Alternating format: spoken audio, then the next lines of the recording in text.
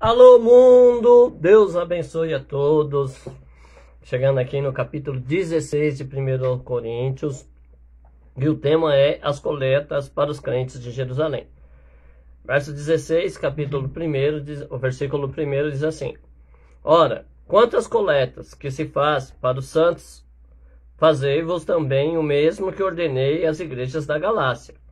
No primeiro dia da semana, cada um de vós põe à parte o que puder ajuntar, conforme a sua prosperidade, para que se não façam as coletas quando eu chegar.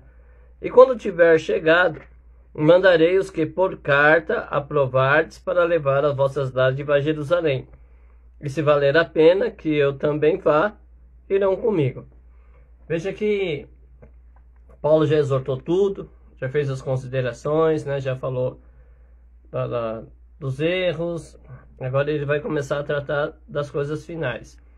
E ele diz assim, ó, as questões da coleta, todos nós precisamos sobreviver. A igreja, a fonte de renda dela é o dízimo e as ofertas. Mas não é nem do dízimo nem da oferta que ele está falando aqui. Havia uma necessidade especial em Jerusalém, nesse momento, e as igrejas estavam arrecadando, né, fazendo uma coleta, e mandando isso para Jerusalém. Se você pegar Atos dos Apóstolos, você vai ver que a Bíblia diz que quem tinha mais, eles levavam aos pés dos apóstolos e os apóstolos dividiam segundo a necessidade de cada um. E aí você vê então que Paulo vai instruir, e ele diz assim, olha, quanto às coletas que se faz também para os santos, fazei vós como mesmo ordenei à igreja das Galácias. Ou seja, eu vou dar o mesmo conselho que eu dei para vocês, que eu dei às igrejas da Galácia. No primeiro dia da semana, qual é o primeiro dia da semana? Domingo? Domingo. Então vamos lá. Cada um de vós põe à parte o que puder ajuntar, conforme a sua prosperidade, para que se não façam as coletas quando eu chegar. Ou seja, ó, no domingo vocês separem aí o que vocês conseguiram juntar segundo a prosperidade, né? Não é o resto, não é o que você não quer, não é o que você não curte.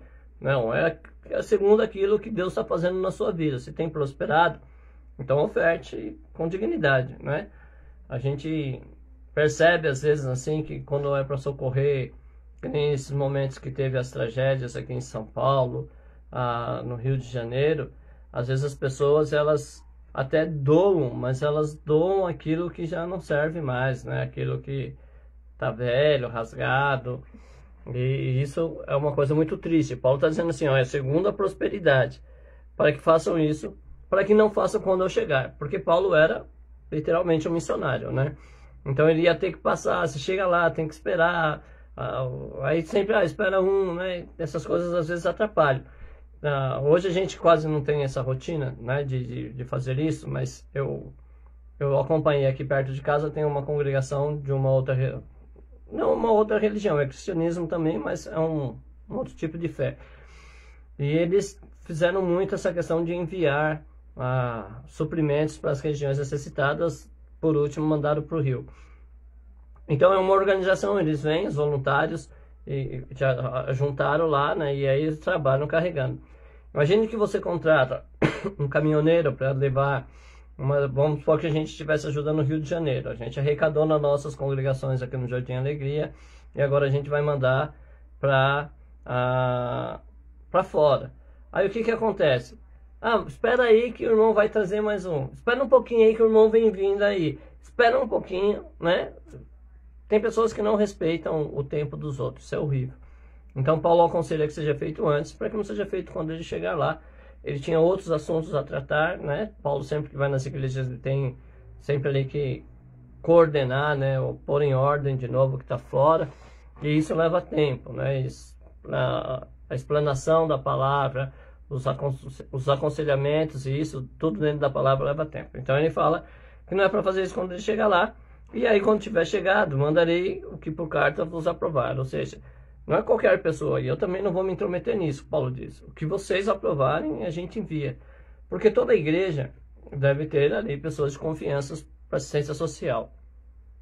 Hoje, infelizmente, devido a várias situações que aconteceram no mundo, na sociedade, às vezes é difícil você criar um grupo de assistência social. Tem algumas igrejas que tem, eu acho muito bacana, né?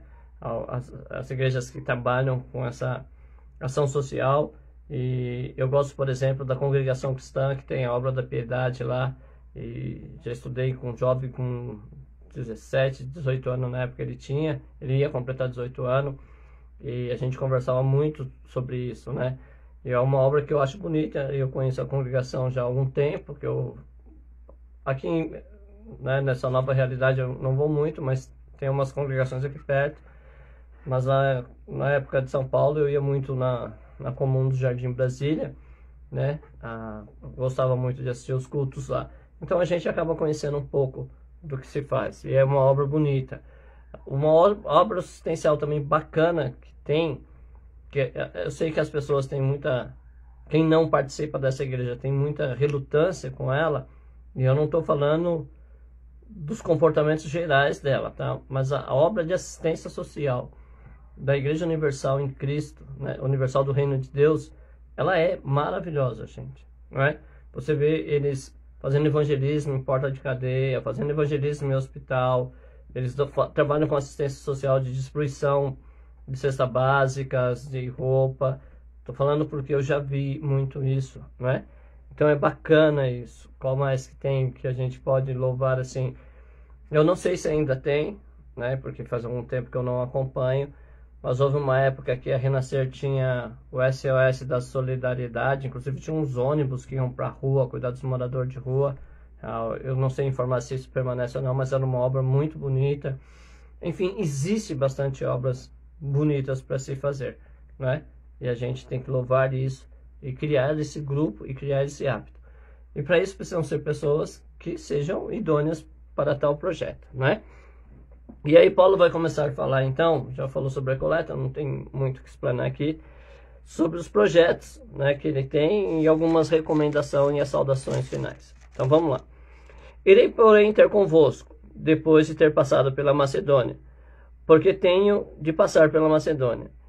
E bem pode ser que fique convosco e passe também o inverno, para que me acompanheis aonde quer que eu for, porque não quero agora ver de passagem, mas espero ficar convosco em algum tempo, se o Senhor o permitir. Ficarei, porém, em Éfeso até o Pentecoste, porque uma porta grande e eficaz me abriu e há muitos adversários. Então ele está falando dos projetos da viagem dele. Ele diz assim, ó, eu vou passar pela Macedônia, depois eu chego até vocês. A minha intenção é ficar um tempo por aí, né? Não quero que seja uma passagem rápida, porque existe uma coisa que a gente precisa entender, né? Principalmente nós obreiros. Missionários, evangelistas que fazem essas obras, né? De ir para outras cidades, abrir igreja, edificar obreiros, essas coisas. Eles são como um pai dessa igreja, né? E toda essa responsabilidade de zelar, de doutrinar, fica sobre o seu próprio ombro. Então Paulo, ele não queria... Imagine tudo que nós estudamos dos problemas que tinham na igreja de Coríntios nessa primeira carta. Como que Paulo poderia, uma passagem rápida, né, poder resolver tudo isso aqui? Seria impossível, né? Então Paulo diz, eu quero ficar um tempo, depois vou passar um tempo em Éfeso, talvez até o Pentecoste, porque uma grande porta e eficaz se me abriu e há muitos adversários. Olha só, irmãos. A Paulo aqui, ele faz uma ressalva, não é, sobre os projetos dele, mas ele fala que tem uma porta aberta, mas há adversários. E até nós estávamos num estudo agora, e foi lembrado o texto, né, da confissão de Pedro, que Pedro diz que Jesus é o Cristo, né, e Jesus elogia ele, e posteriormente Jesus está falando sobre as coisas que hão de vir sobre a vida dele, as coisas ruins, na verdade, né, e Pedro disse, não, Senhor, não, tenha misericórdia de ti e tal. E o Senhor repreende a Satanás, né? Para trás de mim, Satanás, que não entende das coisas desse mundo, imagino do futuro. E aí, a gente tem uma falsa ilusão de que ser evangelho, né? De ser evangélico, pertencer ao evangelho, nós vamos entrar numa bolha blindada, como os irmãos costumam dizer hoje, né? E essa bolha blindada irá nos proteger de todos os males ocorrentes no mundo. Isso não é verdade. Não existe base bíblica para isso, tá? Não existe base bíblica para isso. A gente vê que nas histórias da Bíblia, os homens de Deus, vamos pegar Moisés, vamos pegar Davi, pega um personagem qualquer que você gosta e leia a história dele, você vai perceber que ele teve muitas aflições no mundo. Jesus disse, no mundo tereis aflição.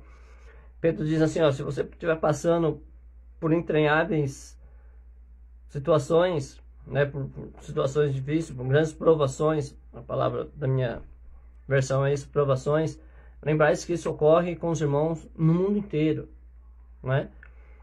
Então, às vezes a porta é de Deus, às vezes o trabalho que você se propôs a fazer é de Deus, mas tem adversários, né? Tem adversários. Quando Jesus estava na terra, cumprindo o seu ministério, havia os adversários dele. Eu não estou falando só de Roma, né? É uma grande maioria da congregação mesmo, escribas e sacerdotes.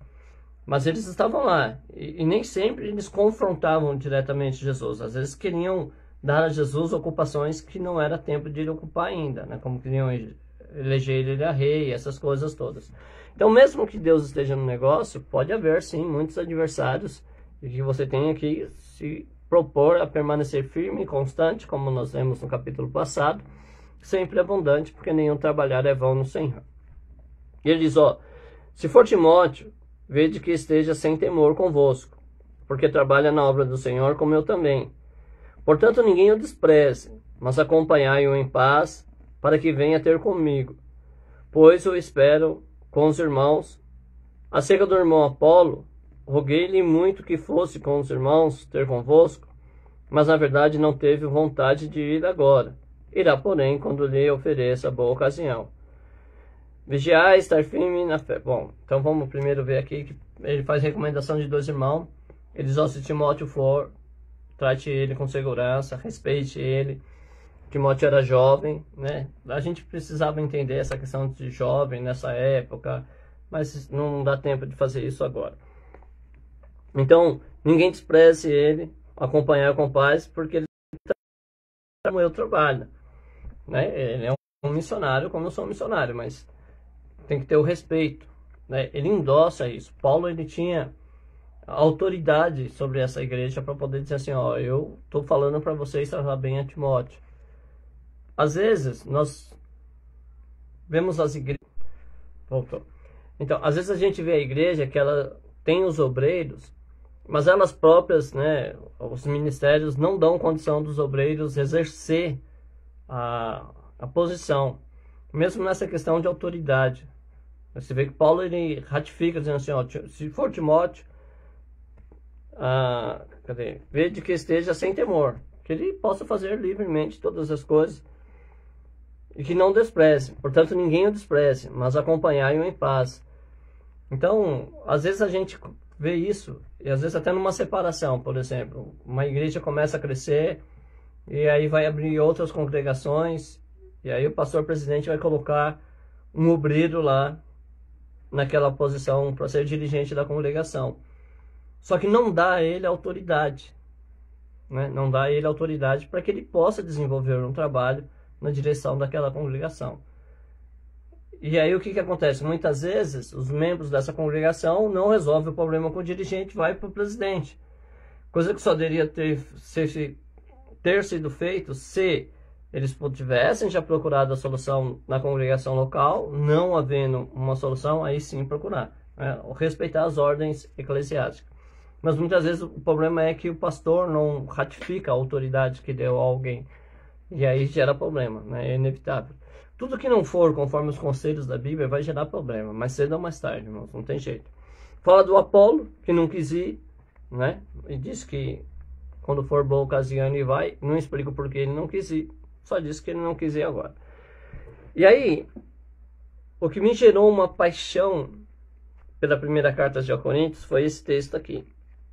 Ele diz assim, verso 13: Vigiai, estai firme na fé e portai-vos varonilmente e fortalecei-vos. Todas as coisas sejam feitas com caridade.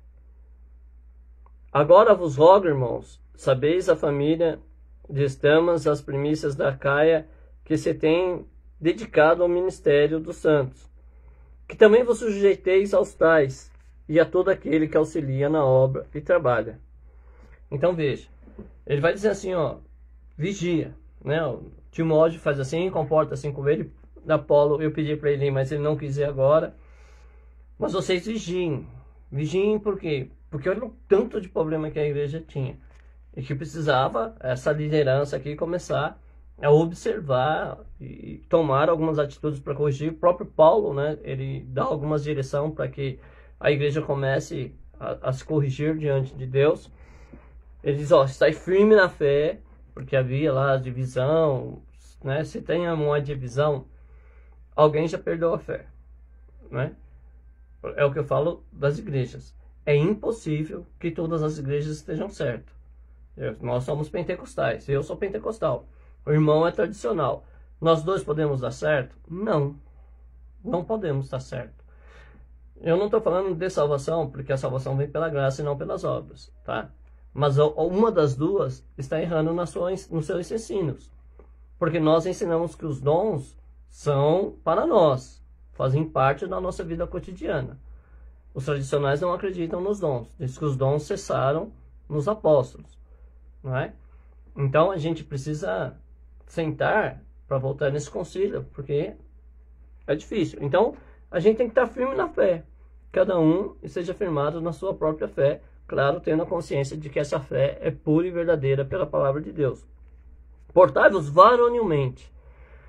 E assim, eu vou até usar o estudo que eu estou participando agora, porque a gente estava falando do obreiro, né? E dos obreiros fraudulentos, daqueles que são da sinagoga de Satanás, né? Os obreiros mentirosos, que são do ministério de Satanás mesmo, assim, eles não fazem parte de nós, são enganadores, são divisores, são pessoas que persuadem outras para irem contra a verdade.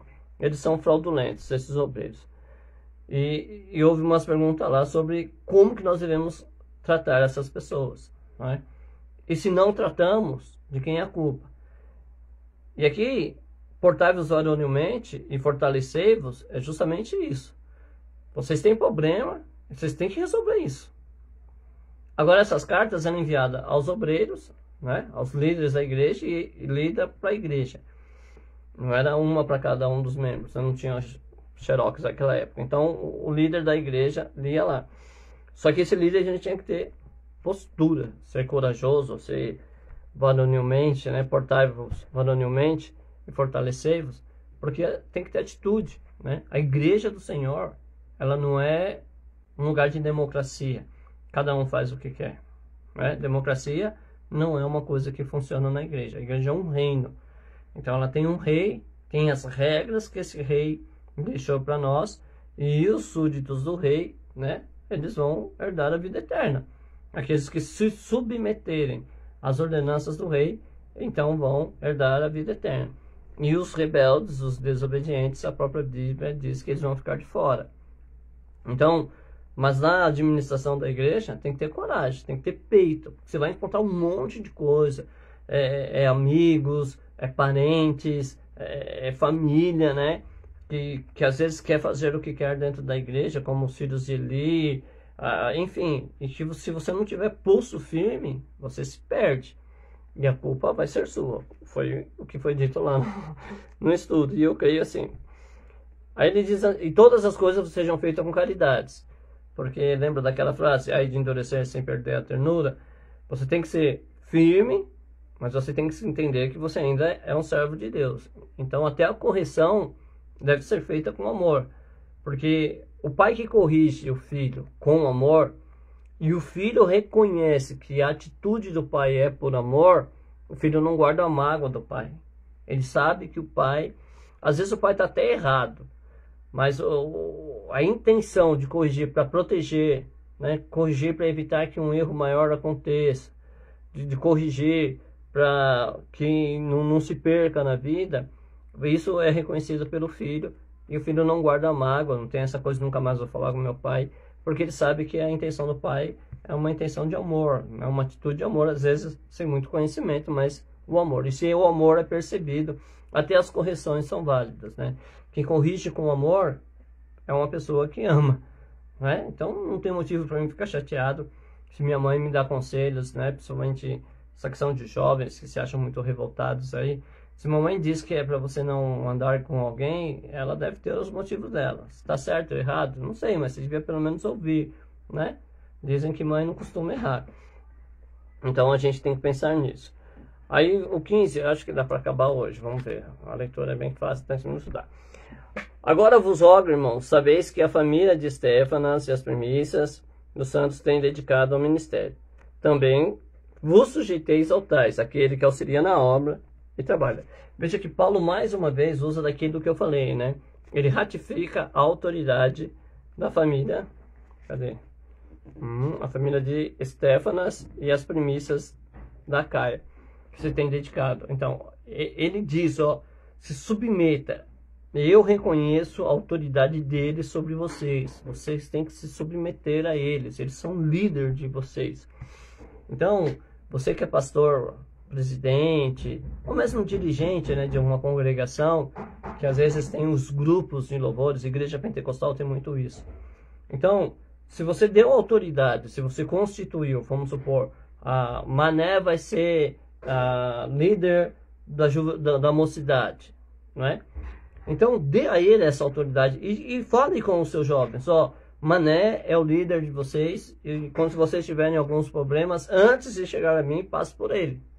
Ele é o responsável para resolver vocês e vocês têm que ser submissos a ele. O que ele falar é ordem e eu estou dando autoridade para ele fazer isso, né? Para quê? Para que você não acabe dando espaço para uma rebelião. Porque se vier queixar com você e você passar por cima de uma autoridade que você constituiu, automaticamente você demonstra não ter respeito por ela. E aí as pessoas abaixo de você também não vão ter. Por isso que é importante, né? Por isso que essas coisas de obra, de liderança, de presbitério, de concílio, não pode ser feito por amizade ou por elos de sangue. Não é? Não.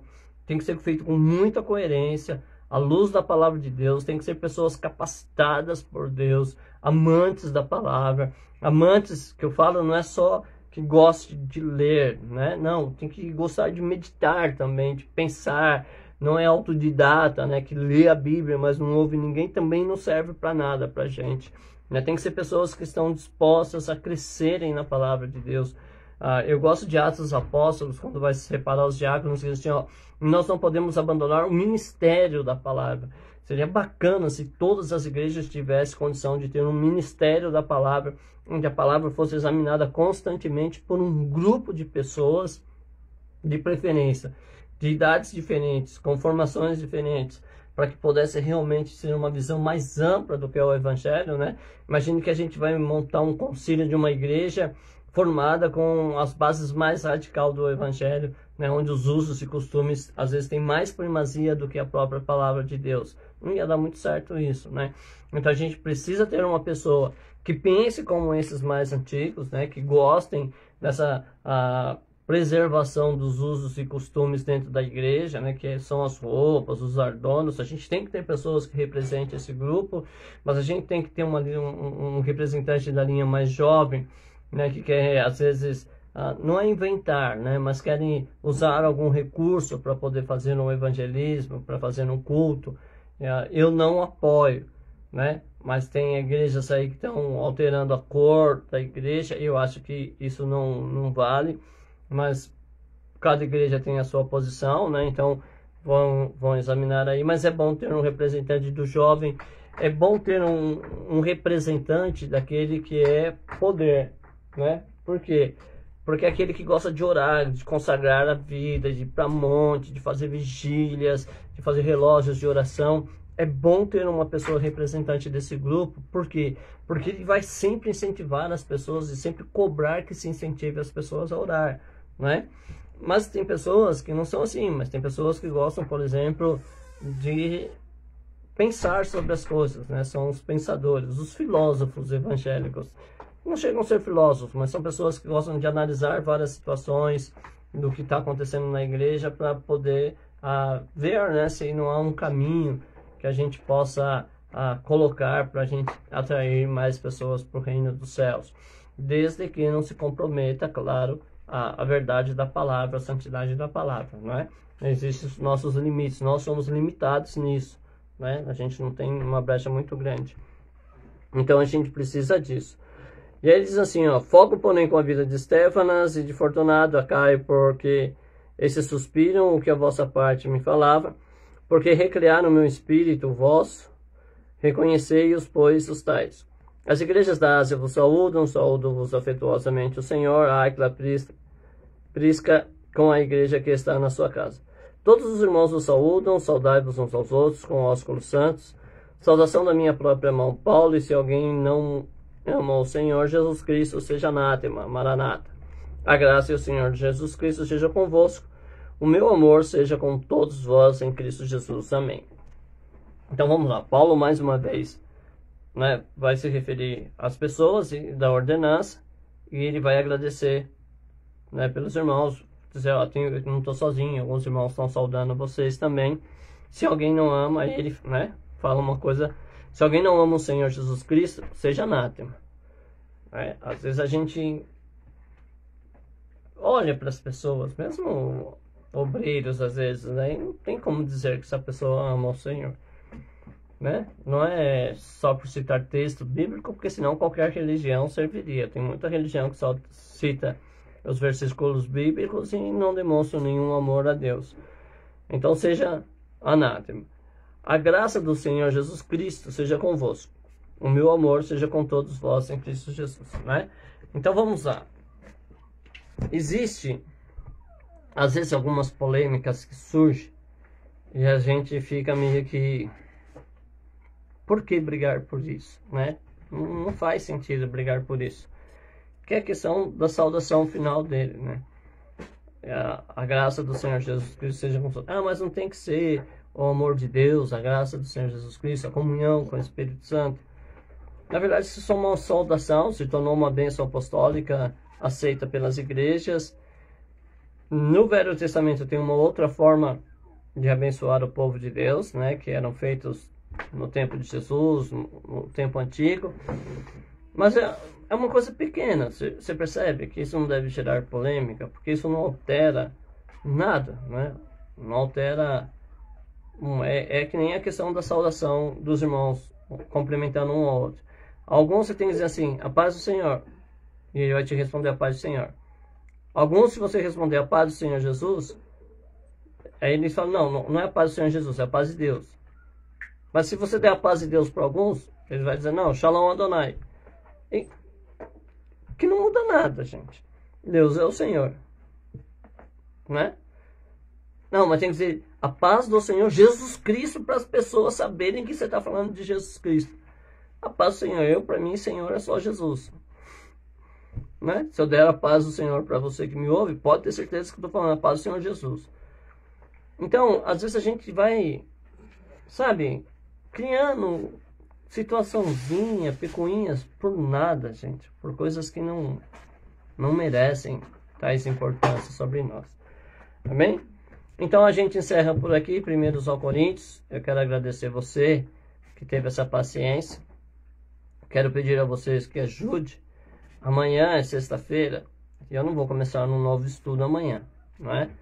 Eu quero fazer uma live de agradecimento, algumas observações finais sobre algumas coisas, mas eu ainda tenho em mente estudar Atos dos Apóstolos, né? Começando no capítulo 1, verso 1, para que a gente entenda um pouco mais sobre o que é a Igreja de Cristo, para que a gente consiga ver se há uma possibilidade das igrejas atuais, né, ou da igreja, né, porque nós estamos falando da Igreja de Cristo, voltar a praticar algumas coisas que haviam no passado e que hoje a gente não encontra mais nos nossos tempos, né?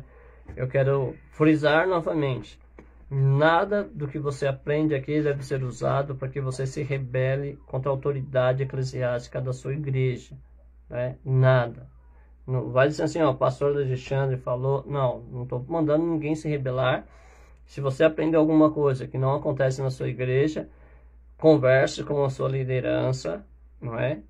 Se você não tem uma autoridade direta dada, como Paulo fez, converse com sua liderança e fala, ó, isso está acontecendo aqui na igreja, mas a Bíblia diz que não deve acontecer, ou isso não acontece aqui na igreja e a Bíblia diz que tem que acontecer, e procure, né, conversar, corrigir os erros que possam haver.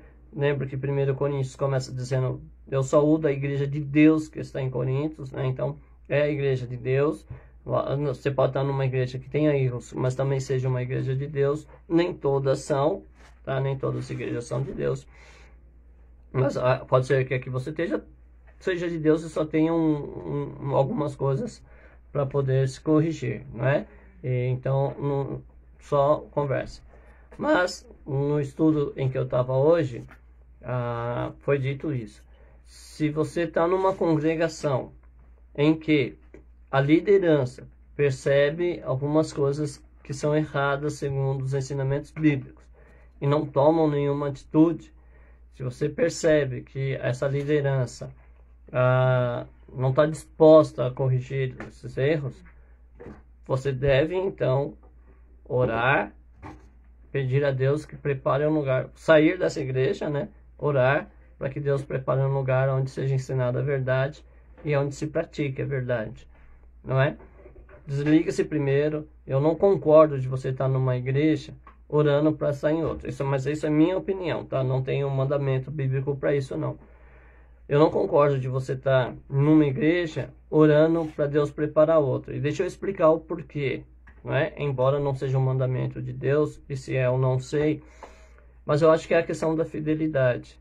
É a questão de servir, né, de espírito, alma e corpo, né? Trazer o meu espírito, alma e corpo para o meu culto racional.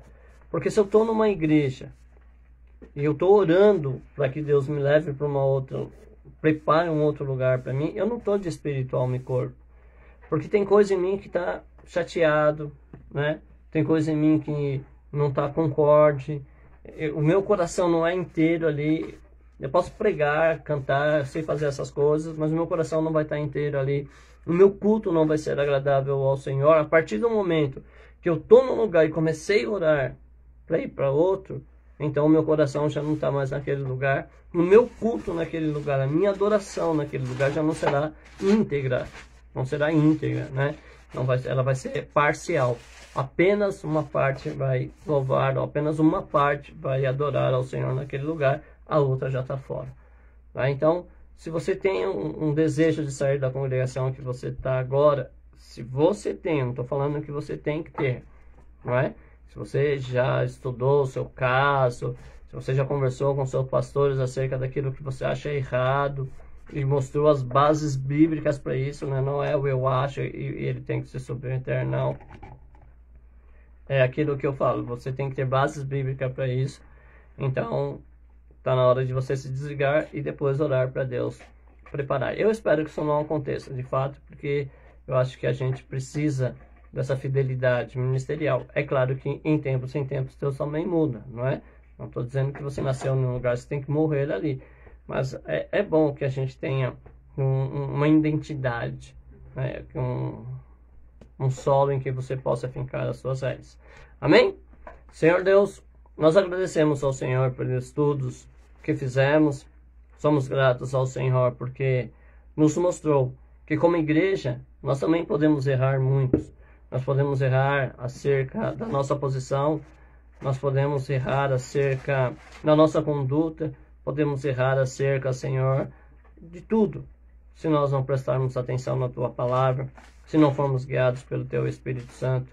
E eu espero que o Senhor nos ajude a crescer na graça e no conhecimento do nosso Senhor Jesus, para que a nossa adoração seja perfeita e para que a gente corra seguramente a carreira que nos está proposta. Quero pedir que o Senhor abençoe a todos os ouvintes e que o Senhor possa manifestar o Teu amor e a Tua bondade sobre toda a Tua igreja, em nome de Jesus.